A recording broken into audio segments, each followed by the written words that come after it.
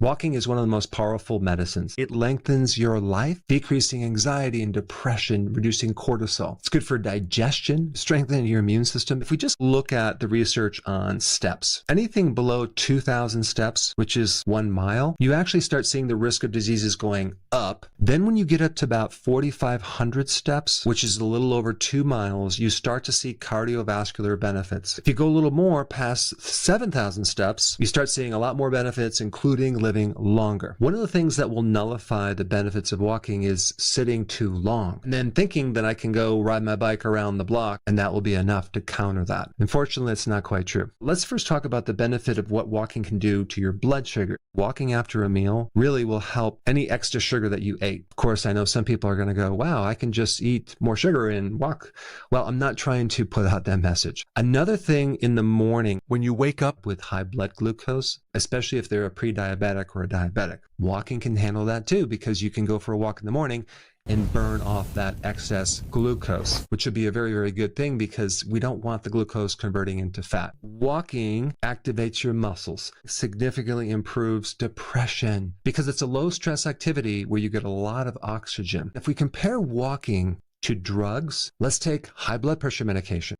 Guess what? Walking lowers your blood pressure. As far as weight loss goes, yes, you're going to lose weight with walking, especially in the belly area, visceral fat. But when you exercise, you're going to be increasing muscle, and that weighs a little bit more than fat. Instead of focusing on weight loss, what I recommend you do is just measure your waist at the level of the belly button. You should see a significant decrease in belly fat. If you walk during a fast, you can improve your results greatly. This is why when you wake up in the morning and you don't eat, you fast until noon, you should walk in the morning. You'll get better benefits. Another tip with walking is if you walk briskly, you will have much better benefits. Even if we compare the same steps, if you're walking faster, your results are going to be better. Also, drinking a little apple cider vinegar and some water, that can improve your ability to lose weight because what it does to your blood sugars. Of course, there's a lot of other things to do to increase more intensity when you're walking. Walk up a hill. You can walk upstairs. In 2017, there was a Japanese study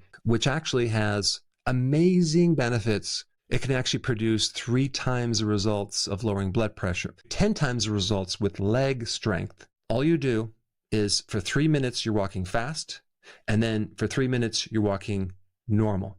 And you simply go back and forth 5 times. That specific type of walking for 30 minutes gives you more benefits than an hour and a half to 2 hours of just regular walking. Another tip that I would recommend is to walk backwards. It strengthens your knees and ankles and hips. And apparently it improves more cognitive function when you do that. It also helps your balance. Of course, do this in a safe place. I wouldn't necessarily do this walking down the street in a city. Another thing that I recommend is nasal breathing when you're walking as much as possible because you can increase more CO2, which then makes your oxygen more efficient in your blood. Another really important purpose of walking to counter the stress of life. When I go for a walk, I do not bring my cell phone. I don't listen to music. I'm not watching videos when I'm walking. What I'll do is I'll use as many sense organs as possible. I'll be looking at trees.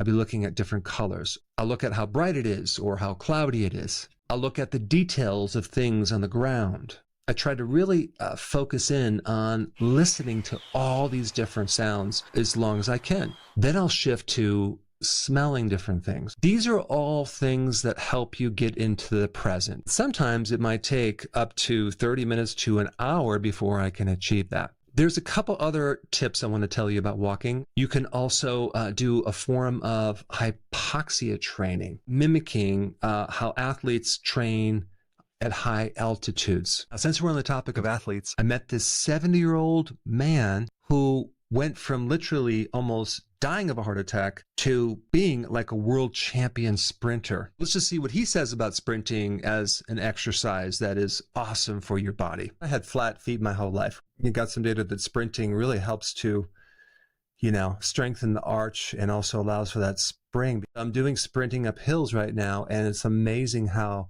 my feet are responding, and they're like putting back in that elastic band, bypassing the actual loss of the arch. I'll tell you, hills, I do 100-meter hills once a week. After I've done all my warm-up, that's like the beginning of a workout. I'll do 100 meters uphill. I walk it back at a slow pace. I run another one immediately. I do that 6 times. Wow. By the 6th time, you feel like you're like about to be crushed. Then I have an 8-minute break, and then I start doing whatever the coach told me I had to do that day. But yeah, hills have been fantastic. And, you know, running, most of us walk somewhat flat foot, but when you run short distance in a track, you're running on your toes, especially when you put your spikes on. It's completely different physiological function. The biomechanics are completely different. But now back to hypoxia training. How do we do that naturally? All you have to do is periodically sync your breath with inhalation for 3 steps and exhalation for 4 steps. This is not an exact hypoxia method. It's a form of it. It's something I would do before this next thing I'm going to tell you, but it's a way of restricting oxygen to a certain degree. Then you can work up to every few minutes, you're going to hold your breath for 5 to 10 seconds. Let me tell you some of the benefits that can occur when you do this over a period of time. You're triggering certain genes in the body that compensate and make your body stronger, decreasing inflammation, and even help improve your recovery. Let's talk about the mistakes with walking. Mistake number 1, leaning too far forward, because that's going to put pressure on your upper back muscles as well. Another mistake is wearing shoes that are very cheap or uncomfortable. Another mistake is not taking advantage of having your exercise get rid of the sugar. In other words, when you walk is important. The other thing is that some people get very enthusiastic and they overtrain. They go out for a really long walk, and they make this a habit of walking every single day over soreness, so they're overtraining, and I don't recommend that. That's a big mistake. You want to let your body recover so it's not so sore. Now that I covered walking, there's another type of exercise to take your fat loss to the next level in just 11 minutes a day. Check out this video right now to learn how to do it. This one, right there, click it. Hey, before you leave, I just wanted to give you a little quick history on some of the books that I wrote. This was one of the first books. It's called Dr. Berg Body Shapes. It was my attempt at writing about body types. What was very interesting about this book is I actually did all the images myself. Don't ask me why. They look actually not quite as professional as some of the images that I have in the new book. But anyway, this is my first attempt right here called Dr. Berg's Body Shape Diets. And then I wrote a book more extensive called The 7 Principles of Fat Burning. I don't even have a copy anymore, actually, because it's outdated. The next book, I put about 1,000 hours into this one right here called The New Body Type Guide. Major updates on the body types. I put a lot of energy into this. It has professional images, graphics, all sorts of things. Now, the problem with this book is it doesn't really describe what this is really about. Body types are only a small portion of what's in this book. And that's why I changed the name to the Healthy Keto Plan, okay? If you happen to have this book, you don't really need this book because there's only very, very minor updates. But if you don't have this, you need to get this one right here. This book goes into every single detail that you would ever want to know about. It goes into the 7 principles of fat burning. It goes into hormones, the body types, the basic keto plan. It goes into intermittent fasting. I talk about the 10 fat burning triggers and blockers and fat burning strategies with a lot of details in every single chapter. I go into body issues that interfere with losing weight.